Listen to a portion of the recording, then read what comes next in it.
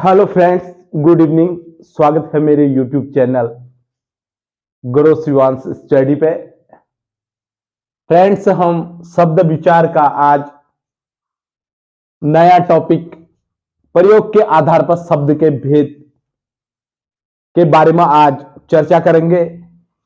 इससे पहले हमने रचना या बनावट के आधार पर शब्द के भेद के बारे में चर्चा की थी। रचना और बनावट के आधार पर शब्द के तीन भेद होते हैं: रूढ़ शब्द, यौगिक शब्द और योग रूढ़ शब्द। रूढ़ शब्द वे शब्द कहलाते हैं जिनके फैक्टर करने पे, संधि विच्छेद करने पे उनका कोई अर्थ नहीं निकलता है। जैसे हमको अगर तोड़ दें तो इसका कोई अर्थ नहीं निकलेगा, और वह जिनको फैक्टर करने पे कोई अर्थ नहीं निकलता तो उनको योग रूढ़ शब्द कहते हैं। यानी रूढ़ अर्थहीन हो जाते हैं, उनको जिनका कोई अर्थ नहीं निकलता, अर्थहीन हो जाते हैं, उनको योग रूढ़ शब्द कहते हैं। फिर आता है योग रूढ़ शब्द। ये वे शब्द होते हैं जिनके दो शब्दों के मिलने से बने होते हैं, तो इन्हें यौगिक शब्द कहते हैं। जैसे विद्यालय,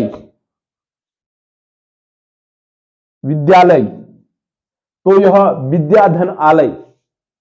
पुस्तकालय, पुस्तक धन आलय, यह यौगिक शब्द कहलाते हैं।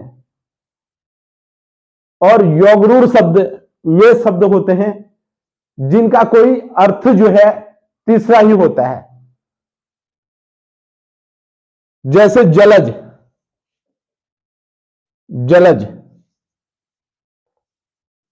तो इसका अर्थ है जल में उगने वाला।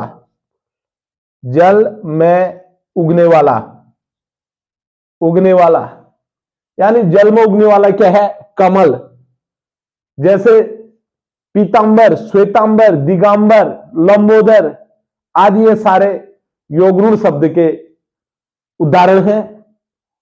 और बाद में एक वीडियो ऐसा भी बनाएंगे जिसपे हम यौगिक, योगरूढ़ जितने भी शब्द हैं, अरबी, फारसी जितने भी प्रकार के शब्द हैं, इनके बारे में भी एक वीडियो आएगा। और ज्यादा समय ना लेते हुए चर्चा करते हैं सीधे आज के टॉपिक पे। प्रयोग के आधार पर शब्द के भेद। प्रयोग के आधार पर शब्द के दो भेद होते हैं। एक होता है विकारी शब्द और अविकारी शब्द। विकारी शब्द और अविकारी शब्द। विकारी शब्द वे शब्द जिनमें लिंग, वचन व कर्ता कारक के आधार पर, वे शब्द जिसमें लिंग, वचन व कारक के आधार पर मूल शब्द का रूपांतरण हो जाता है, विकारी शब्द कहलाते हैं। जैसे लिंग, वचन, जैसे लड़का, लड़की, मेल, फीमेल, रूपांतरण है। जैसे लड़का पढ़ रहा है तो इसका रूपांतरण लिंग परिवर्तन है, लड़की पढ़ रही है।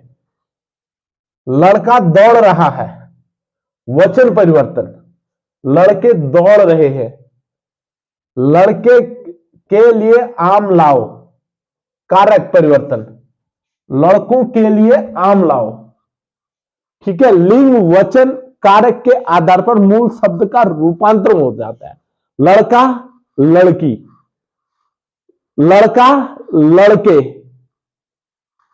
लड़के, लड़कों। तो क्या हो रहा है? रूपांतरण हो जा रहा है। कारक और लिंग, वचन, वचन परिवर्तन। लड़का दौड़ रहा है, लड़के दौड़ रहे हैं, वचन परिवर्तन हो गया। तो यह विकारी शब्द कहलाते हैं। संज्ञा, सर्वनाम, विशेषण एवं क्रिया सब विकारी शब्द है। संज्ञा चाहे व्यक्ति, मकान, घर, कोई भी चीजें जो भी संज्ञा में आते हैं,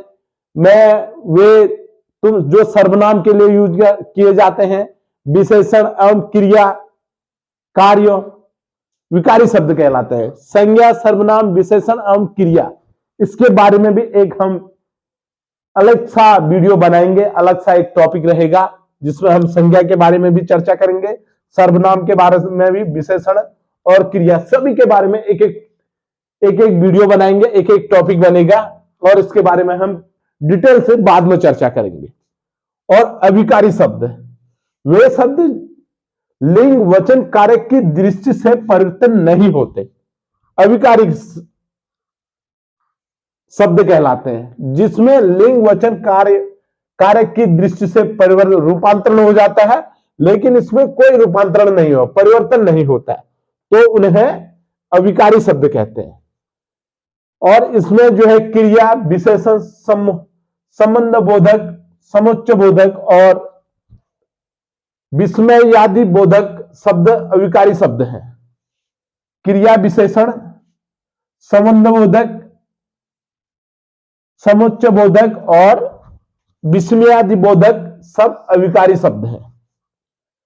जैसे भरपेट क्या है? क्रिया विशेषण। संबंध बोधक साथ, परंतु साथ जो है संबंध, एक संबंध दर्शा रहा साथ, परंतु समुच्चय बोधक, वाह, विस्मयादि बोधक कि एक आश्चर्य का वो हो रहा है, वाह क्या बात है, बहुत अचंभा किया उसने, इस टाइप के जो है क्या होते हैं?